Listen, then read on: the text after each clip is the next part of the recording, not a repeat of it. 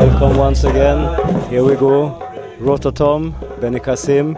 This is the 6th day, Thursday. We have just had a wonderful Nyabingi session here, and we're looking forward for some of the programs today. We have a showing of film by Sister Julia in the Reggae University. We have artists to come, and we have Isla Full Vibration here. You can see we're in the backyard. We're in the backyard of the House of Rastafari, and we are having something of the stuff of life, some Ital food, some Ital youth prepared by the brethren from Spain here. Ital, and vital food. So tune in and welcome. Keep following I here in Rototom Sunsplash, and we wish everyone a Isla full day. Listen.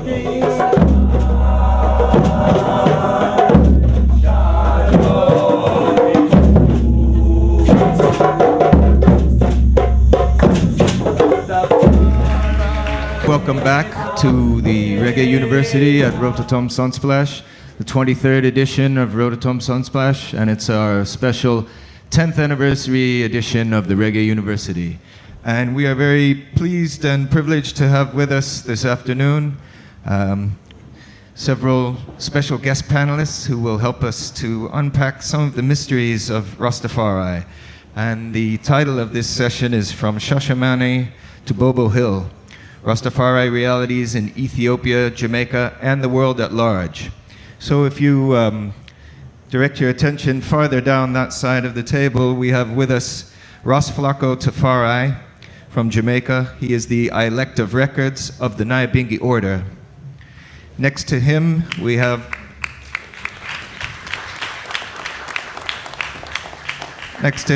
Dr. Giulio Bonacci from the Institut de Recherche pour le Développement in Nice, France, author of the book Exodus, Heirs and Pioneers, Rastafari Return to Ethiopia.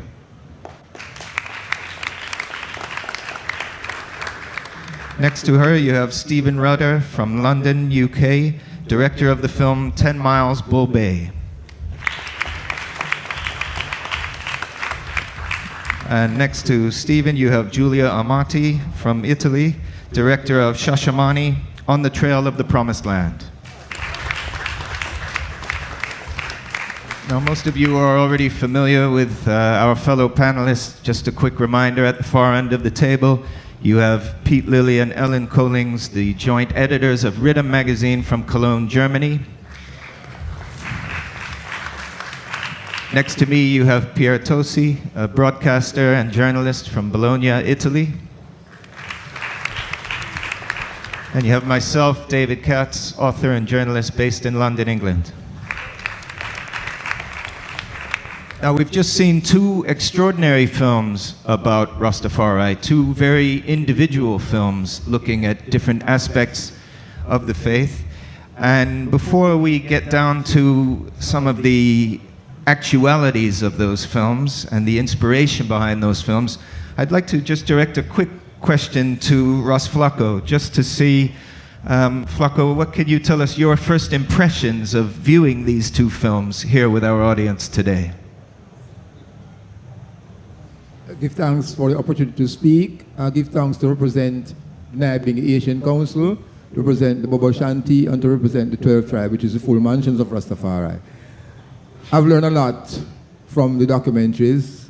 Some of them things I'm familiar with, some is new knowledge. It is good to bring forth Rastafari in a global perspective. And Rastafari is a dynamic culture which have given so much to the world. Food, language, way of life. And Rastafari, in its true self, have stayed away from traditional religion and have declared Haile Selassie God and King. And within that, we have seen Shashamane as the promised land, as the land to return.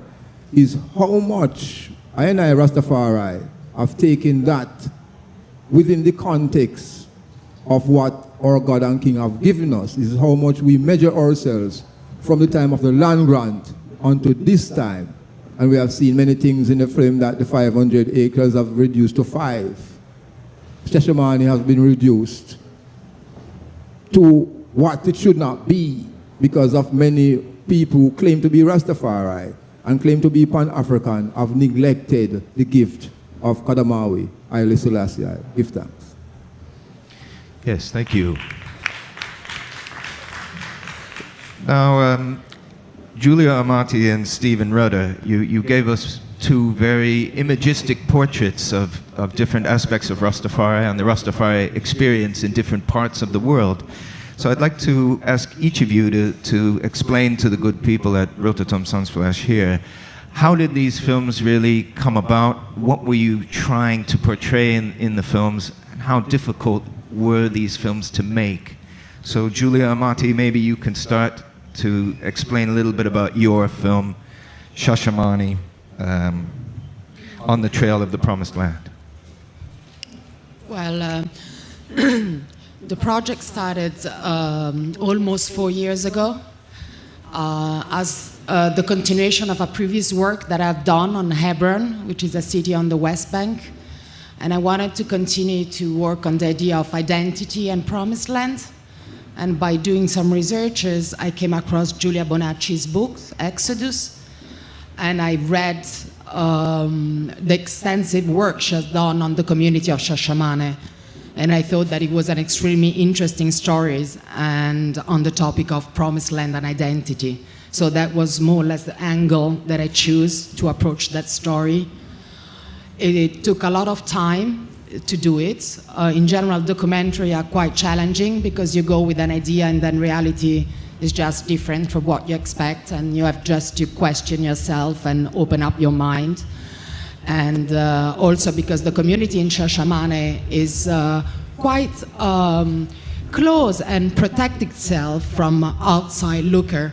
So it took a lot also to get close to the community, be accepted by the community, and allowed to turn on my camera and document their reality. Yeah, so that's it pretty much. Yes.